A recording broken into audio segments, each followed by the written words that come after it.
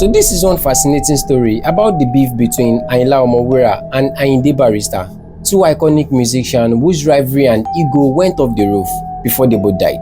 So here is how it happened. Ayinla Omowura was an Apala artist while Ayinde Barrister was a Fuji artist. Though Ayinla came into limelight before Barrister, he had already become a household and was often compared to Haruna Ishola, who was the biggest and most influential Apala singers at the time. But one thing about Ayinla was that he was this kind of fearless person, independent and very competitive. In short, he was the biggest artist based in Abeokuta as at the time.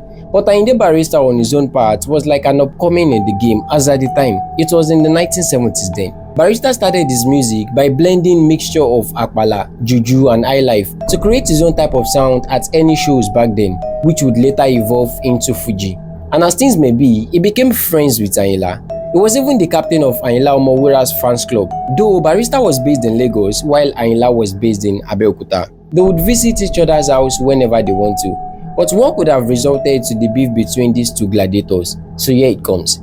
At one point in 1979, Ayinla's wife had just given birth to a bouncing baby boy.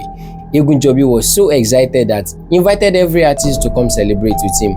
According to details, Ayinde Barrister was also among those people to celebrate. So the child christening was scheduled for July of that year. So prior to that July, one sunny afternoon, Ayinla Omowura left his home in Abeokuta and went to Lagos to see Barrister. He wanted to invite him to perform at the son's christening as he was planning to make it a very big party. Ayinla drove into Barrister's compound in his latest Mercedes-Benz. He alighted the car with his people and walked straight into the building. On getting there, he was directed to sit at the reception. Ayinla looked surprised and pissed at the same time. But then, Egunjobi was chilled. So they went on to wait for Barrister at the reception. 30 minutes passed, and about 1 hour they didn't see him. And just then, the secretary brought a form for Ayinla to fill. Ayinla, who couldn't read, asked one of his members to check the paper. Meaning what is inside this book. They said it's a form to fill before they could see Barrister. Ayinla, Egumogaji, Alakpala should fill a form before you could see Barrister. Abomination. At that point, Ayinla wasn't finding it funny any longer. He would not fill the form. Impossible. And to make matters worse, it was said that Barrister peeped through his window from upstairs and referenced to Ayinla saying, Alaji, ema tele protocol niyo, meaning, Alaji, you would have to follow the protocol. Ha! In a blink of an eye, Egunjobi stormed out of the compound in his Mercedes-Benz. Barrister saw that Ayinla was raging and walking to his car. He rushed out to meet him. But by the time he got downstairs, Ayinla and his members had already left. Barrister got downstairs, saw Ayinla's car from afar. He turned back and went inside. He knew that he had fumbled with Egumogaji. But guess where Ayinla headed to? He went straight to Haruna Ishola's house in Ijebu-Igbo, where he invited Haruna Ishola to perform at the child christening. He agreed, and therefore serving as a replacement for Barrister. And that was where the battle line seems to have been drawn. So Haruna Ishola performed at the ceremony in July 1979. It was reported that the event was a very big one, just like a street carnival. And even Ayinla made reference to it in one of his albums. Unfortunately, the baby named Muhyiddin later died in infancy. Ayinla felt it to the bone. He would later capitalize on his experience at Barrister's residence to launch a musical attack on Ayinde, and that was where the exchange of words began from. From their music, they began to fight and counter each other.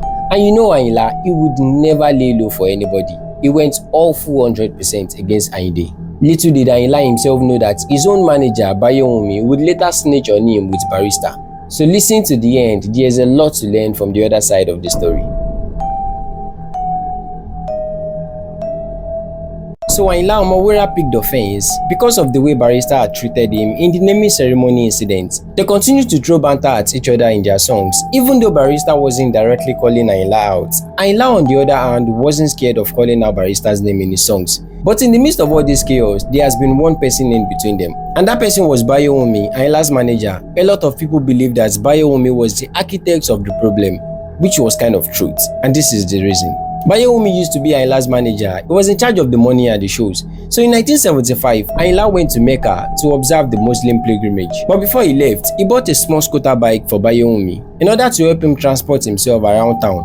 So while Ayinla was in Mecca, Bayewumi was in Abeokuta looking for another means of survival. Yoruba call it jama jama.